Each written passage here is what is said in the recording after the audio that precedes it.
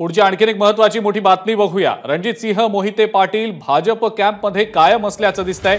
विधान परिषद निवडणुकीच्या रणधुमाळीमध्ये मोहिते पाटील भाजप पक्ष कार्यालयात आहेत। मोहिते पाटलांची पक्ष कार्यालयात भाजप नेत्यांची चर्चा होतीये। माढा लोकसभा निवडणुकीच्या अनुषंगाने रणजितसिंह मोहिते पाटील यांनी घेतलेल्या संशयास्पद भूमिकेमुळे प्रश्नचिन्ह निर्माण झालेलं होतं। मात्र रणजितसिंह मोहिते पाटील भाजप कार्यालयात दाखल झाले। भाजप नेत्यांसोबत त्यांनी चर्चा देखील केली।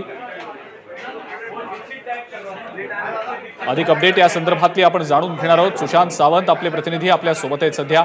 सुशांत, रणजितसिंह मोहिते पाटील भाजप कार्यालयात पोहोचलेले होते। भाजप नेत्यांची चर्चा त्यांनी केली। त्यांचं मत नेमकं कुणाला याबद्दल साशंकता व्यक्त होत होती। सुशांत, काय नेमकी माहिती?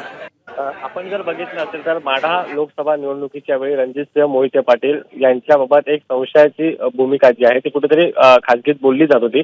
मात्र सकाळपासून जर आपण बघितलं असेल तर विधान परिषदेसाठी मतदान होते आणि या मतदान प्रक्रियेत पूर्ण जर बघितलं असेल भाजप जे पक्ष कार्यालय विधानसभेत तिथे आपण जर पाहिलं असेल तर रणजितसिंह मोहिते पाटील जे आहेत ते सकाळपासूनच इथे बसलेले आहेत। विधान परिषद निवडणुकीच्या रणधुमाळीत जर आपण पाहिलं असेल तर देवेंद्र फडणवीस स्वतः या ठिकाणी सकाळपासून उपस्थित आहेत आणि भाजपच्या प्रत्येक आमदाराचे ते बोलत आहेत आणि याच ठिकाणी ठीक आहे, म्हणजे रणजितसिंह मोहिते पाटलांविषयीची आता साशंकता दूर झाली असंच म्हणावं लागेल। सुशांत, धन्यवाद आपण जी माहिती दिलीत त्याबद्दल।